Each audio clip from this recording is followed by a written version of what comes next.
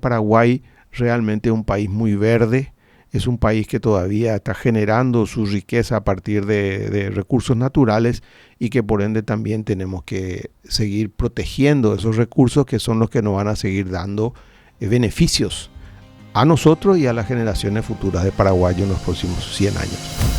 Hay una región de Sudamérica donde la abundancia de la naturaleza se combina con el trabajo duro y la multiculturalidad. Una región frágil pero resiliente, donde la vida silvestre subsiste y en la que la gente sale adelante pese a la adversidad.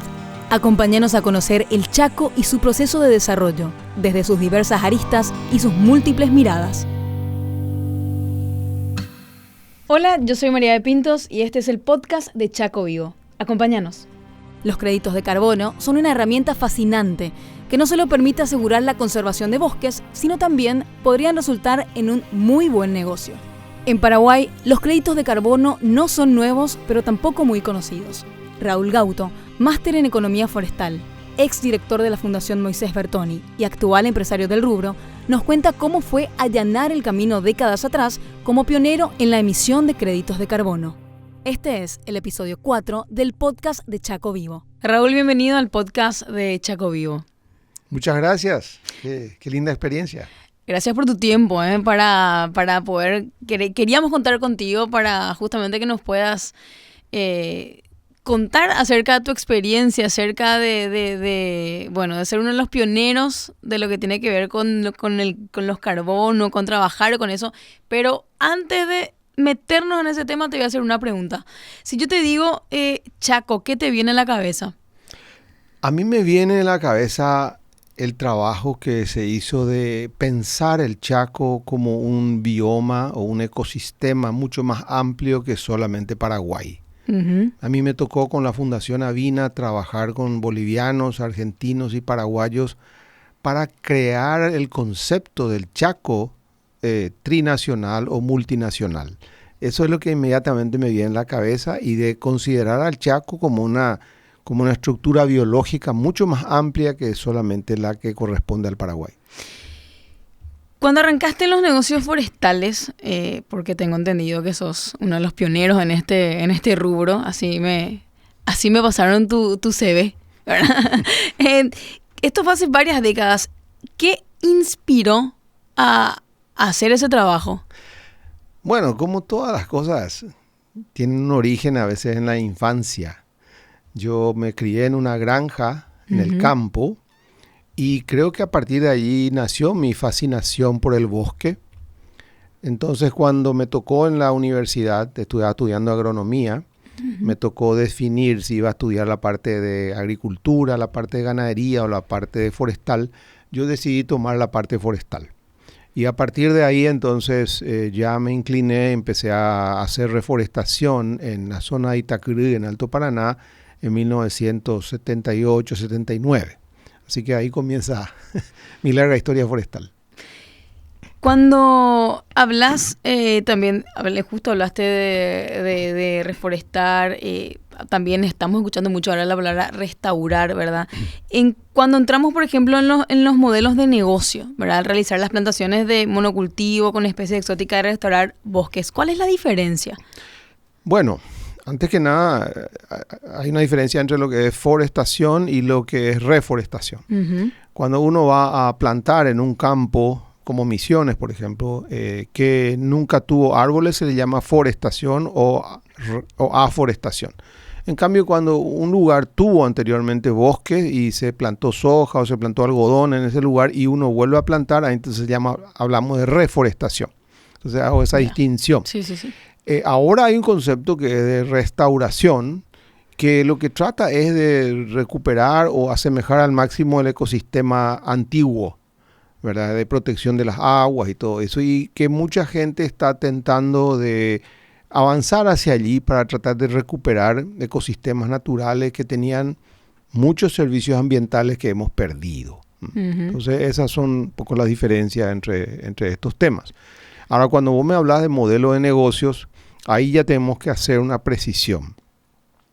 La restauración hoy en día, es decir, dejar que el bosque se recupere, el bosque nativo sobre todo, no está probando todavía que puedes tener un modelo económico exitoso. Ujú. Lo mismo me pasó, yo planté unas 25 hectáreas de petereú, curupaú, para tratar de ver si eso generaba un modelo de negocio, y también debo reconocer que me ha sorprendido negativamente. No crecen los árboles nativos en forma de reforestación tan bien como hubiéramos esperado. Tenemos que trabajar más seguramente en los materiales genéticos, pero básicamente cuando hablamos de un modelo forestal exitoso, yo tengo que referirme preferentemente al sistema silvopastoril. Es la mezcla de árboles, pasto y ganado que juntos hacen un sistema de no solamente de producción económica mucho más viable, sino también de un sistema virtuoso desde el punto de vista biológico, que permite realmente que el impacto ambiental, social y económico sea maximizado. Volviendo ahora a lo que serían los créditos de carbono, porque me gusta cómo me estás explicando las cosas porque lo entiendo tan fácilmente, así que te voy a pedir a vos ¿cómo me podrías explicar en fácil qué son los créditos de carbono? Bueno, voy a tener que empezar un poco atrás entonces. Me encanta, yo estoy acá. El carbono o el anhídrido carbónico y otros gases que son parecidos a él en su impacto en el cambio climático, son unos gases que se distribuyen en la atmósfera de manera muy uniforme. Uh-huh. Entonces, si uno hace una emisión de gases en Alemania, o en Singapur, o en Hawái, el gas con una vuelta de la Tierra se distribuyó totalmente. Es decir, el gas perfectamente se distribuye en la atmósfera, es decir, no importa dónde lo generes y no importa dónde lo captures. Okay. Entonces, esa es un poco la belleza de los créditos de carbono, uh-huh. que quiere decir que si vos generás el problema en Alemania, lo podés resolver en el Paraguay y en el Chaco paraguayo. Entonces, esa es la base del mercado de carbono. Voy a contarles una pequeña experiencia. Nosotros en 1991 convencimos a una empresa eléctrica de Estados Unidos que iba a abrir una fábrica en Hawái. Uh-huh. Ellos iban a quemar lo que se llama carbón de hulla. Este es un material que genera mucho anhídrido carbónico en su combustión. Es decir, cuando se rompe la cadena de hidrocarburo, genera mucho carbono a la atmósfera. Uh-huh. Nosotros le convencimos a esta gente que si nos ayudaban a crear la reserva en Baracayú, que ellos iban a mitigar toda la emisión de 35 años de su fábrica. Ellos iban a emitir durante 35 años aproximadamente 15 millones de toneladas métricas de carbono. Uh-huh. Eso se mide así en esa unidad de medida. Nosotros analizamos el carbono que había en la reserva en Baracayú y le dijimos que había aproximadamente 30 millones de toneladas métricas. ¿Qué quería decir? Que prácticamente ellos, ayudándonos a conservar la reserva en Baracayú, iban a duplicar la mitigación del carbono que iban a emitir. Uh-huh. Entonces, eso es lo que ellos hicieron, nos ayudaron. Es un poco largo y complejo el proceso, pero básicamente en la reserva en Baracayú están guardados unos 30 millones de toneladas métricas en los troncos de los árboles. Uh-huh. Entonces, ¿qué es lo que es el tema del carbono? Es decir, ayúdame a mí a evitar que se destruya el bosque, como ocurre con alguna de las experiencias en el Chaco. Sí. Y el otro modelo es ayudarme a mí a plantar árboles para captar en los troncos de los árboles el carbono que hoy día está en la atmósfera y nos está produciendo este calentamiento climático. Uh-huh. Entonces, eso es básicamente el tema del mercado del carbono, María. Perfectamente explicado.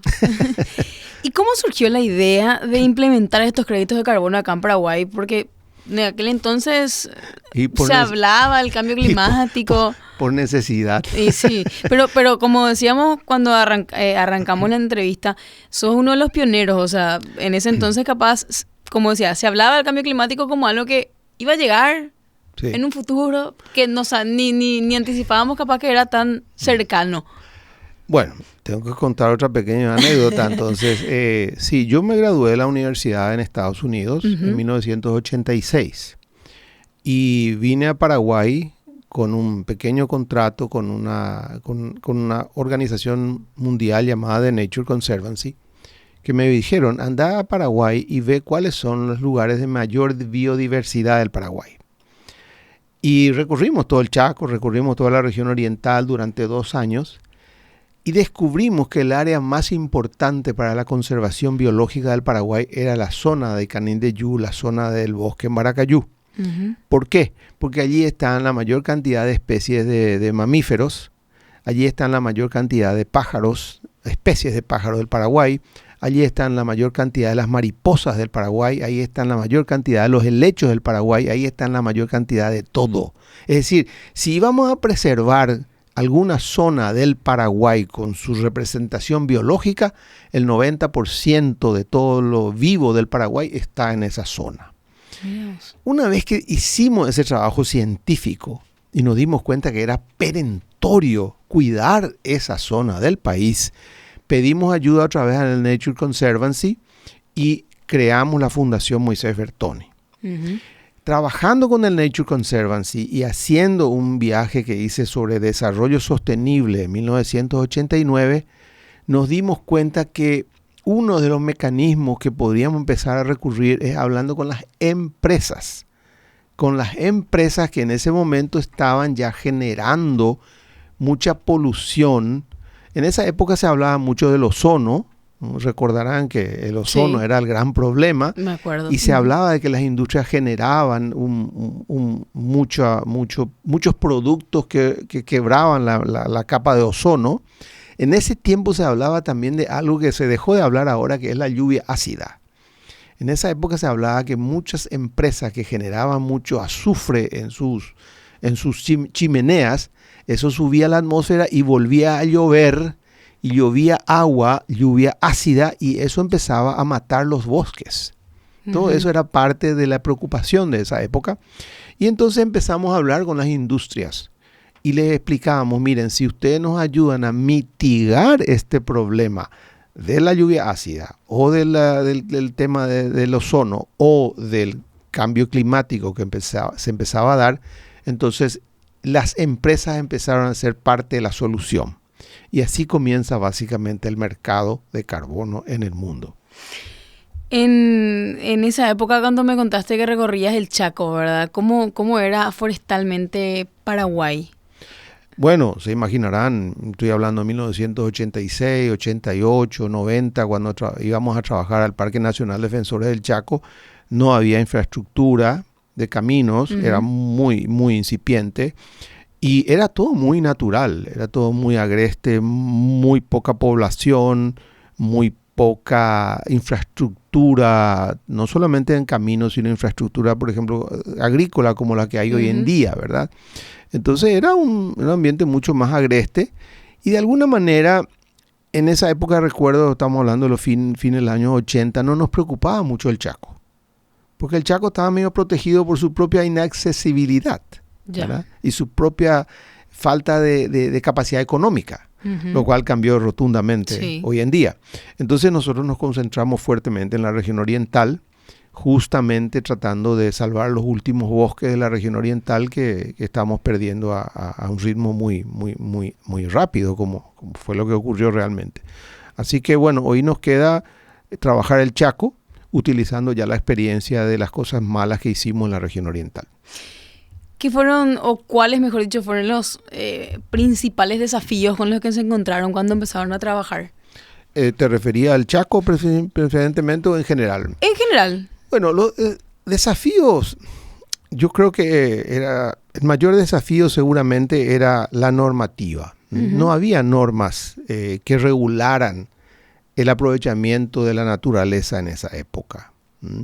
Y nos dedicamos bastante a generar normas, a generar, por ejemplo, la creación del Ministerio del Medio Ambiente fue un trabajo que estuvimos haciendo, la generación de las reservas privadas, el fortalecimiento del Sistema Nacional de Áreas Protegidas del Paraguay, fortalecimiento de carreras en la universidad, como la de ciencias ambientales, que no existía en esa época. Y tuvimos que hacer trabajo de base por mucho tiempo y que incluyó también, sin dudas, la educación de los medios de comunicación, por ejemplo, ¿verdad? Sí. Era parte de cómo hacer para tener una caja de resonancia, porque trabajando nosotros, unos 15 gatos locos, no íbamos a resolver nada. Entonces nos dedicamos mucho a explicar, a educar, a llevar de viaje con nosotros a gente que tenía la capacidad de hacer, a los influencers de esa época, ¿no? Sí. Así que nada, fue un trabajo muy intenso, muy lindo, difícil ciertamente, pero también extremadamente fructífero. Y ahora específicamente en el Chaco. Bueno, en el Chaco hoy día creo que Paraguay tiene una buena posibilidad de implementar un desarrollo sostenible, que creo que en la región oriental no lo pudimos hacer. Por los tiempos, por la cultura. Recuerdo que en esa época, cuando yo hablaba de la conservación de los bosques, me decían, no, vos estás equivocado. Los bosques hay que derribarlos, porque los bosques son áreas improductivas. Hace 40 años atrás, todo bosque era considerado área improductiva. Incluso cuando los campesinos invadían un bosque, alegaban que era una tierra improductiva y por ende entonces ellos podían quemar ese lugar y plantar maíz y entonces ahí se volvía un área productiva. Ahora, hoy día la ciencia y la experiencia nos dicen que no podemos repetir el modelo de destrucción total que hicimos en la región oriental. Nosotros tenemos la gran oportunidad hoy de que el Chaco sea un área con un desarrollo más ordenado. Y voy a dar un simple ejemplo de aquella época. Recuerdo que algunos, sobre todo empresarios menonitas en su época, tenían esas topadoras con cadenas y iban destruyendo el monte y tumbándolo, pero en superficies muy grandes. Uh-huh. Y ocurrió que se dieron cuenta que empezaron a aumentar los ataques de langostas. Y venían las langostas y se comían todo el sorgo, y venían las langostas y se comían todo el maíz. Y era un problema serio. Claro. Hasta que ellos mismos descubrieron que el problema era que se habían quedado sin pajaritos. ¿Y por qué se quedaron sin pajaritos? Porque no había más bosque. Claro. Entonces los mismos menonitas aprendieron que tenían que dejar franjas de 400 metros de ancho para que habitaran pajaritos en esas franjas y que esos pajaritos les ayudaran a ellos a tener un control biológico de las plagas. Porque no hay nada más eficiente para controlar langostas que los pajaritos.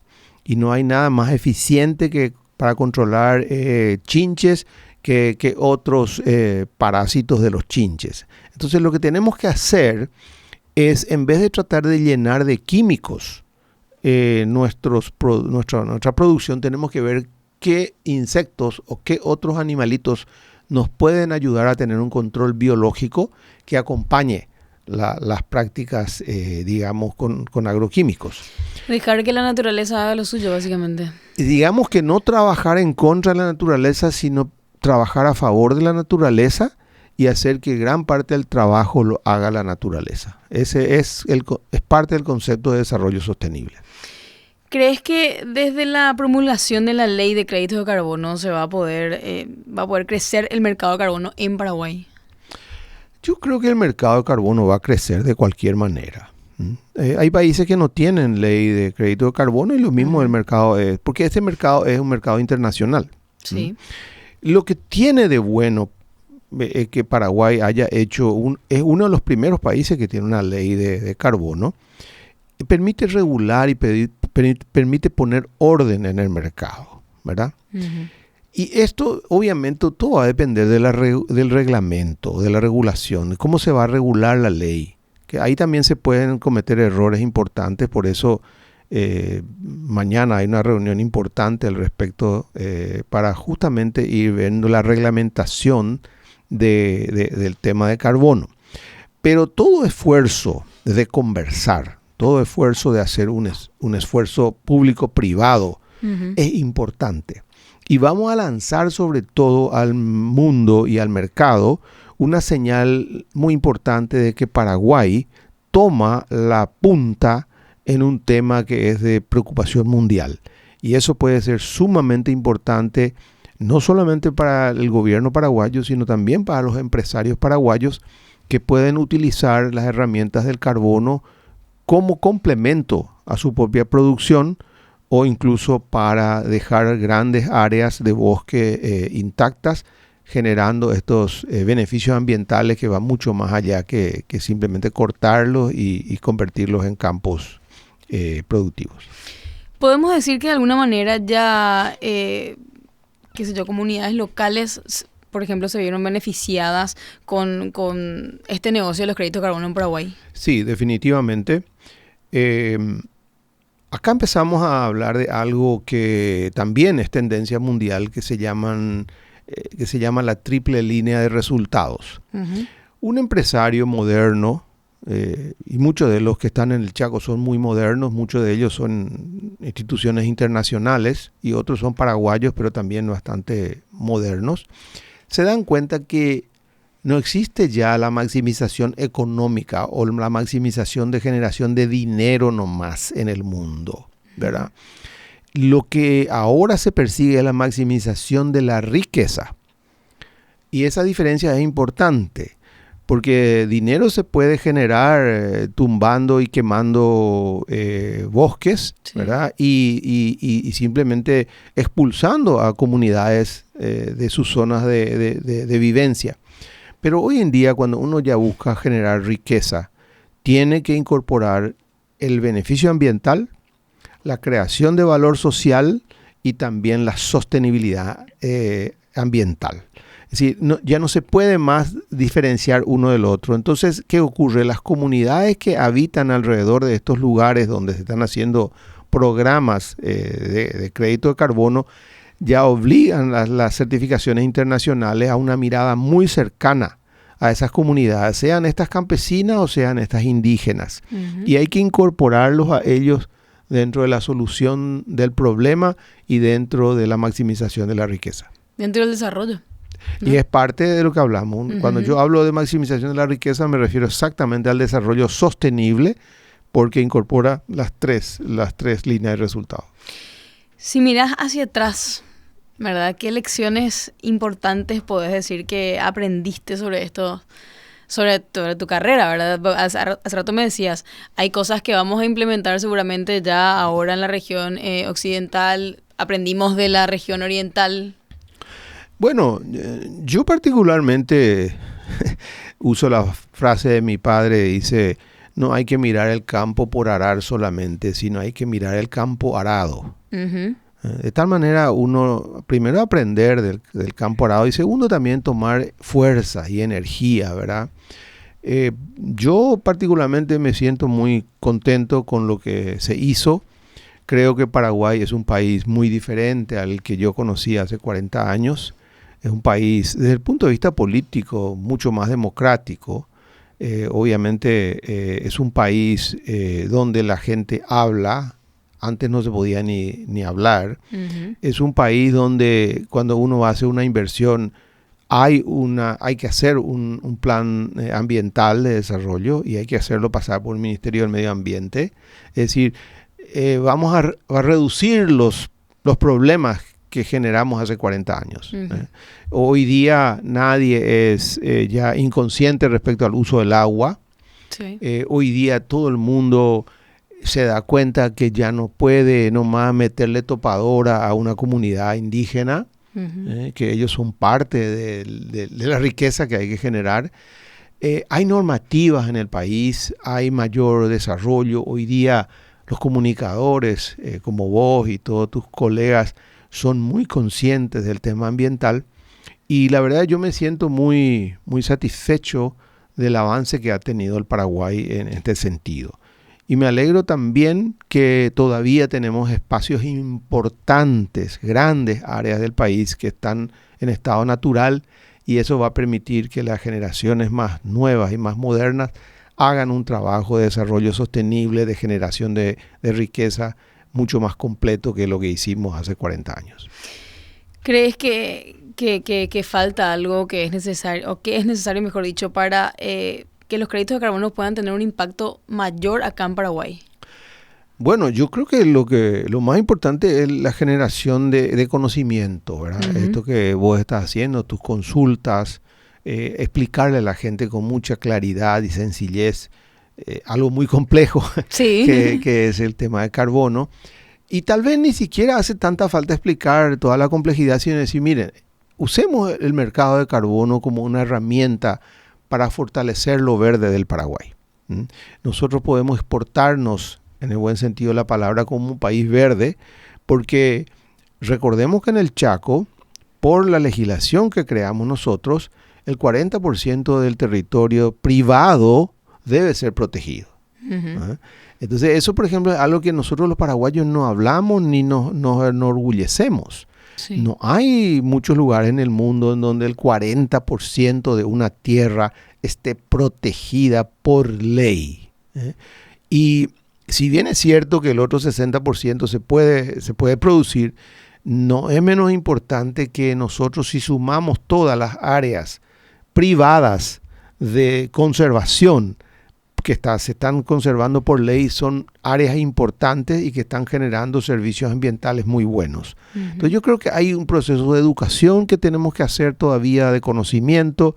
Tenemos que generar, hay que ser muy creativos en la generación de riqueza, pero también hay que tener una comunicación hacia el mundo diciendo que Paraguay realmente es un país muy verde. Es un país que todavía está generando su riqueza a partir de recursos naturales y que por ende también tenemos que seguir protegiendo esos recursos que son los que nos van a seguir dando beneficios a nosotros y a las generaciones futuras de Paraguay en los próximos 100 años. ¿Crees que va a seguir evolucionando entonces este mercado? Yo estoy seguro que el mercado del carbono va a seguir evolucionando cada vez más rápido. Se van a incorporar nuevas herramientas porque no es solamente este tema de cuidar los bosques. Sí. El tema del mercado del carbono tiene que evolucionar hacia, por ejemplo, transformar nuestra flota basada en petróleo o Uh-huh. en gasoil y nafta, convertir en todo lo que se pueda en sistemas más eléctricos o híbridos, ¿verdad? Tenemos que reconocer, por ejemplo, que nuestra producción agrícola es cada vez más sostenible porque no se hace la labranza de la tierra. Uh-huh. Y al no hacer la labranza de la tierra, nosotros podemos decir que tenemos una soja mucho más sostenible que la soja de otros países que sí hacen labranza de la tierra. ¿Y por qué digo labranza de la tierra? Porque cuando uno hace una plantación como la soja o sorgo, está incorporando carbono al suelo. Y si uno no toca el suelo, no lo ara, no lo disquea, uh-huh. entonces no está emitiendo el carbono que está en el suelo. Y esa es una producción, la que hoy tenemos, 97% del Paraguay se hace sin labranza, sin tocar el suelo y por ende no se emite. Uh-huh. Entonces ahí está guardado el carbono. Lo mismo ocurre cuando empezamos a plantar árboles.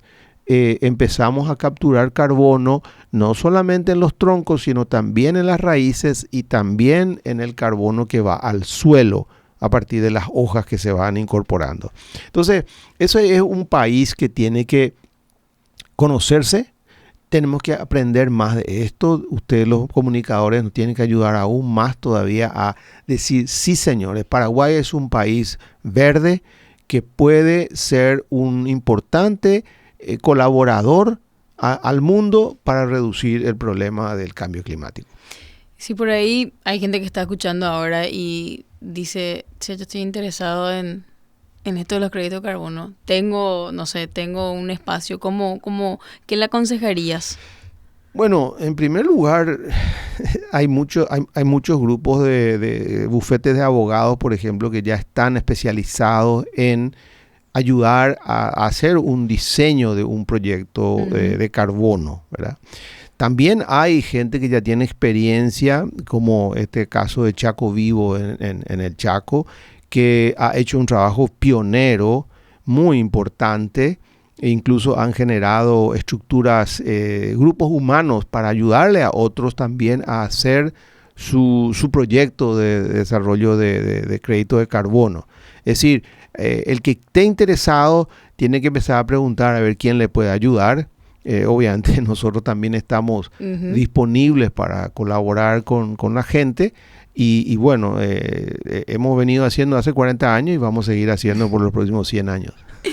¿Qué te gustaría compartir con la gente que está escuchando ahora sobre la importancia, por ejemplo, de los créditos de carbono y la lucha contra lo que sería el cambio climático? Bueno, yo tengo 4 hijos y todos están muy preocupados por su futuro y lo de sus hijos en este mundo que se volvió a concretar este año como el año más caliente de la historia en los últimos años, ¿no? O sea, cada año que pasa, el mundo está más caliente y los casquetes polares se van derritiendo. Y cierto, parece ser ¿cómo se llama? Un tema, un cuento de catástrofe, pero lo bueno es que podemos solucionarlo, ¿no? Entonces, yo particularmente creo que quiero recurrir a la creatividad de las generaciones más jóvenes, las que están más educadas en estos temas de cambio climático, cuáles son las razones, cuáles son las soluciones, cuáles son las mitigaciones que se pueden hacer. Y hay muchas cosas que se puede hacer, que realmente desde la cosecha de agua en todo el mundo para paliar el problema de la mala distribución del agua.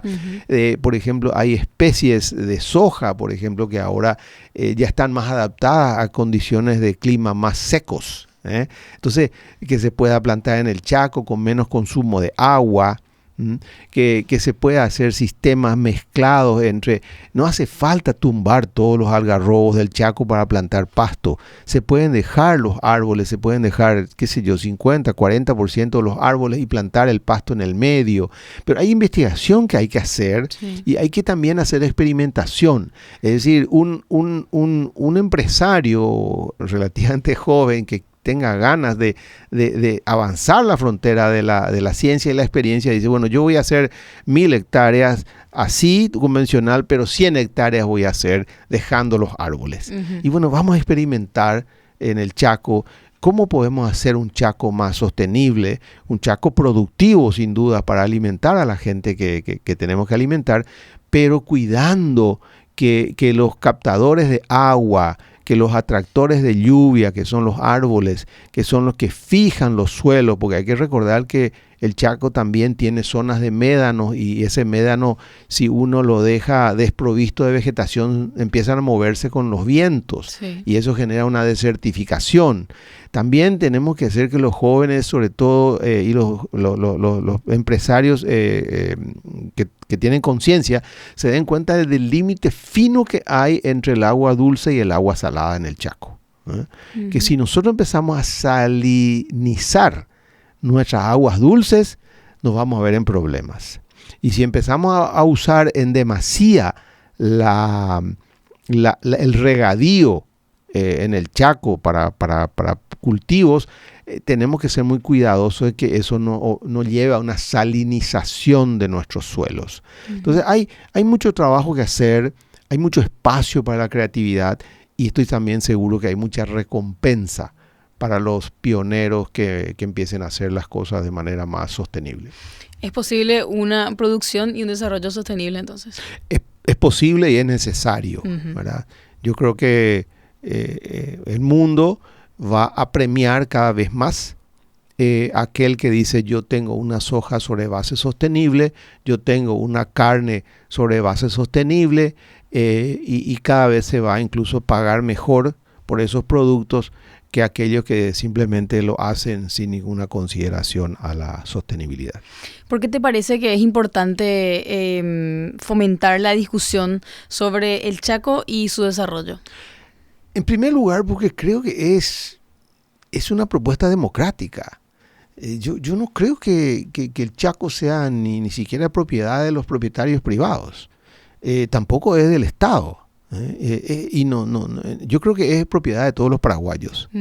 Y tenemos que generar las conversaciones, primero luego para tener lo que yo llamo un concepto de nación. la nación no es algo que por la cédula uno obtiene. Sí. La nación es un concepto de que todos juntos, los paraguayos, tomamos y decidimos qué camino vamos a tomar en relación al Chaco, por ejemplo. Que opinemos todos los paraguayos, que generemos estos espacios y que digamos, bueno, yo quiero realmente que el Chaco sea productivo, pero también que conserve la base de recursos naturales, porque, como dice bien el concepto de desarrollo sostenible, es cuidar de generar las soluciones a nuestros problemas actuales sin destruir la base de recursos naturales para que nuestros hijos y los hijos de nuestros hijos también resuelvan sus problemas. Porque si nosotros hoy salinizamos todo el Chaco por malas prácticas, estamos destruyendo la posibilidad de que futuras generaciones de paraguayos también puedan ir y disfrutar de ese hermoso Chaco. Si yo te pido que describas un Chaco vivo ideal, ¿cómo sería? Bueno, el Chaco vivo ideal para mí es aquel que combina un mosaico de zonas productivas sostenibles y otras zonas que son más bien generadoras de servicios ambientales. Es decir, tengamos áreas de bosques en el Chaco, mantengámoslas, hagamos que ellas también generen ingresos como a través del carbono o a través de otros servicios ambientales, porque en Paraguay también tenemos una ley que premia los servicios ambientales. Es decir, ¿qué quiere decir? Que si yo tengo 10.000 hectáreas y decido que voy a cuidar ese bosque de 10.000 en beneficio de los paraguayos para que allí haya biodiversidad, para que ahí se genere el agua, para que ahí se generen, digamos, las nuevas drogas para el futuro. Es decir, que conservemos ciertas áreas naturales, pero también tengamos alrededor zonas que estén de producción más intensiva. Ese mosaico productivo, ese mosaico respetuoso, ese mosaico que se apoya mutuamente, como recién mencionaba el caso de las áreas que generan los pajaritos que van a ir a controlar las langostas en las zonas productivas. Ese es para mí el Chaco vivo ideal. Un Chaco donde cada elemento cumpla su función y que ciertamente tengamos que abrir los espacios para producir ciertas cosas, pero que no lleguemos a un nivel tal que destruyamos tanto la base de recursos naturales que al final eso desemboca en un elemento más contraproducente para la misma producción que queremos hacer. Gracias, Raúl, por tu tiempo. No, gracias a ustedes y como ya lo mencioné, ¿verdad? Este tipo de conversación que ojalá sea escuchada por mucha gente, compartida y que ellos a su vez discutan en las cenas en sus casas o en el tercer tiempo después del partido. Sí, ¿verdad? Estas son las cosas que ayudan a un país a encontrar su concepto de nación y tenemos que encontrarlo como paraguayos para que el desarrollo sostenible del Chaco nos represente a todos, nos refleje a todos y que seamos orgullosos de nuestro Chaco paraguayo. Encontrá todos los episodios del podcast de Chaco Vivo en Spotify y Apple Podcast. Hasta la próxima.